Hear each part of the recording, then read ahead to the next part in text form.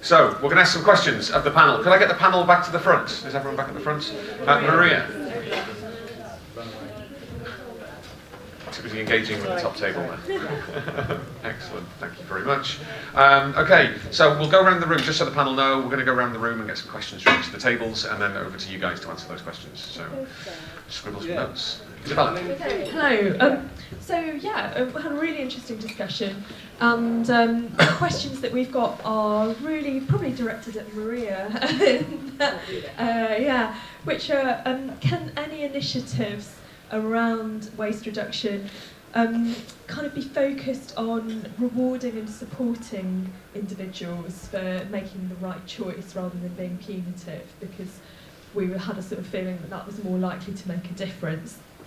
And also, I suppose a sense that we'd like to see more going on in terms of the community getting together to reduce waste and do waste collections of different kinds.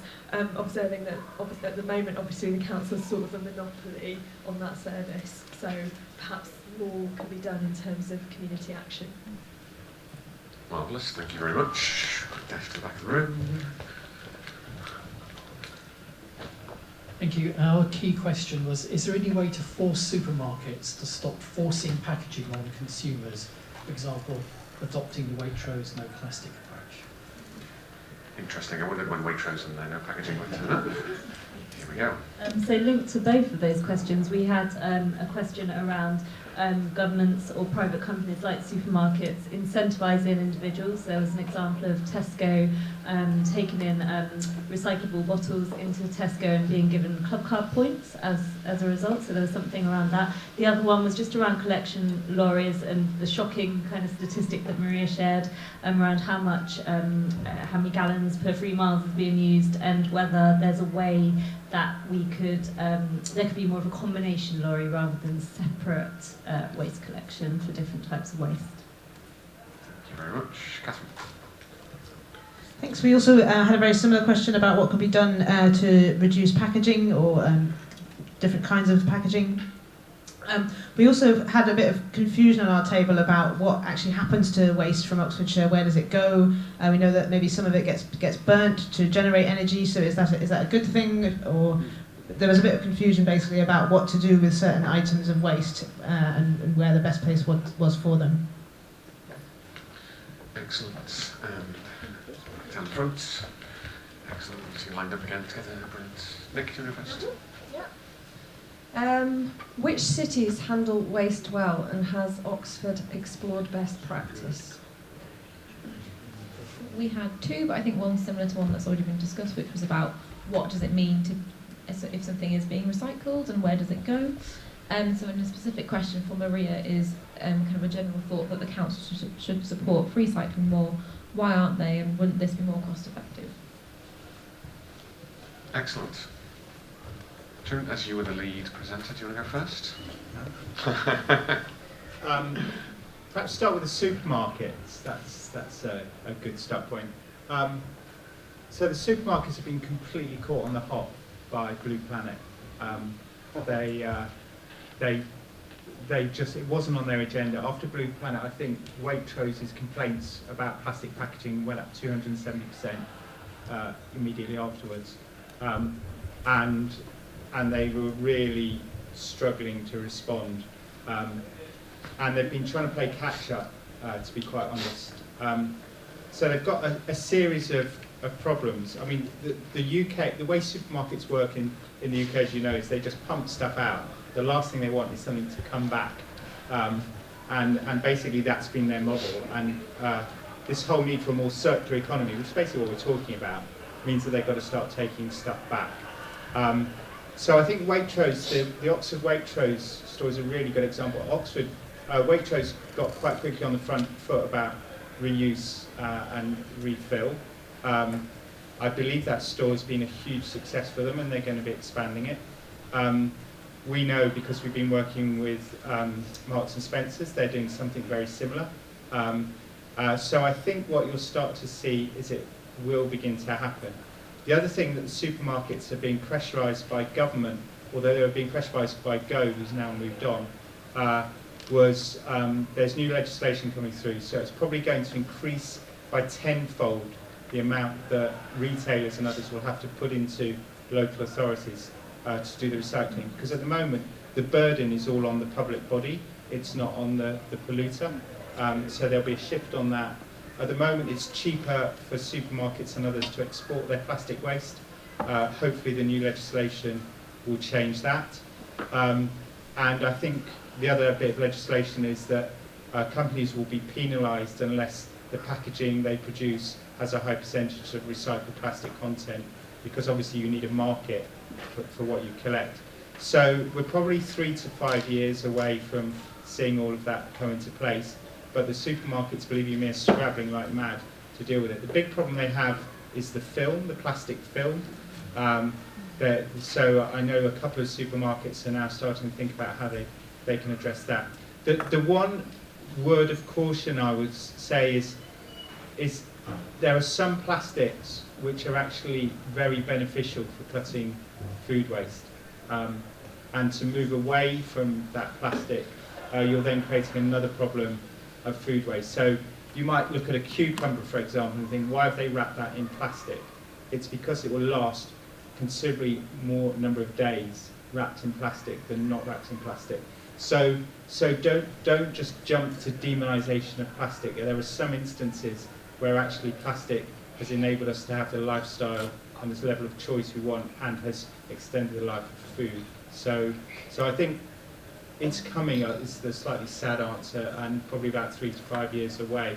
But the supermarkets are now, they are addressing this. There were a couple of questions specifically addressed to Maria about some of the kind of the waste collection.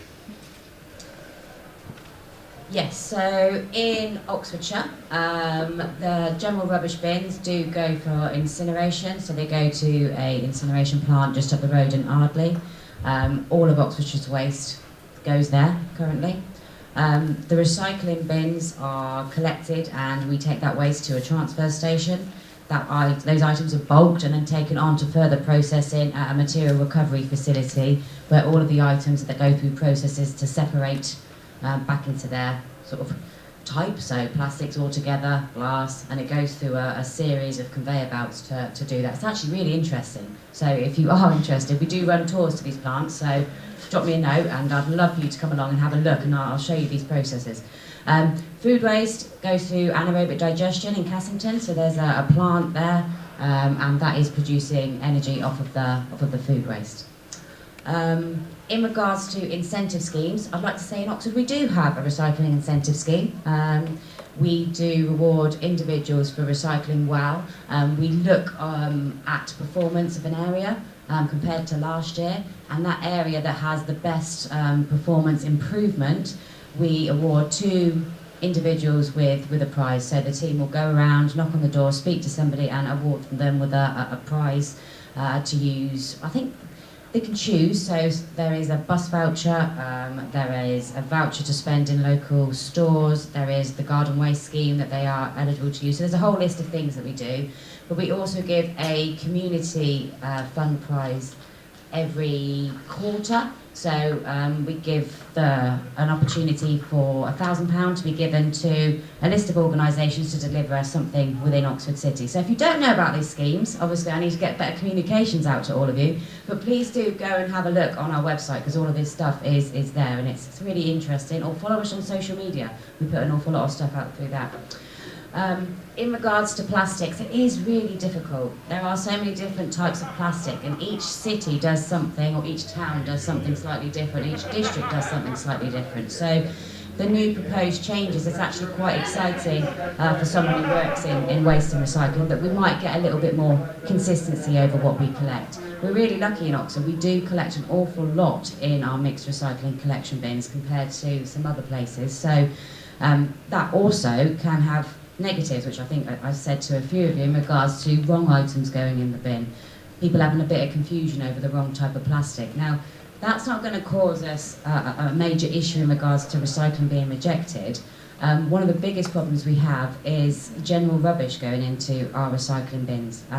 Our vehicles compact, so one bin full of, say, general rubbish, food, nappies, textiles, going into the back of a vehicle with all good quality recycling, pretty much waste the effort of the neighbours all down your street, because that stuff's going to be compacted together, all covered in the nappy and the food waste, and then it was likely to be rejected and sent for incineration rather than its intended purpose of being recycled. So there is a bit of an issue around making sure that people use their bins correctly, and it's not necessarily the issue of the wrong plastic, it's generally making sure that it's not full of general household rubbish.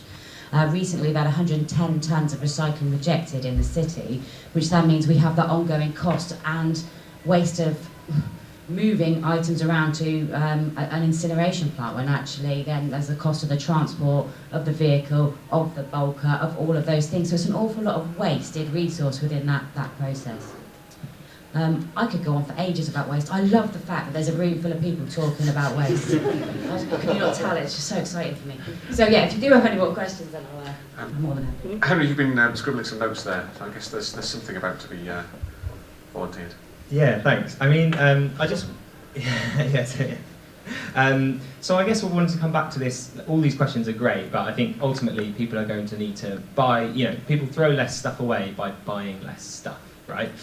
So less consumption. And I think one of the things that we can think about as a city is, how do we deal with that? If people are buying less stuff, that might mean that where employment is in the city shifts, and maybe there's more jobs in collection of items or in repair of items, and that Oxford could choose to become a leader in repair, in fixing, and that could be part of sort of generating new jobs in a green economy. I wanted to sort of bring that in, because I think that's where the city, as a city level, we can have an impact, is by sort of setting a direction and having a strategy. I'm delighted to hear that lots of people are suggesting that more community action is a good thing. I completely agree with you. It needs, as has come up several times in the groups, is that it needs communication around it, and so we'll be going away and thinking about how we can do better with that, and I'm sure the city will support us. And likewise, you guys can all go out there and tell your friends, neighbours, family. That would be really helpful. And you can support your local community action group or start one.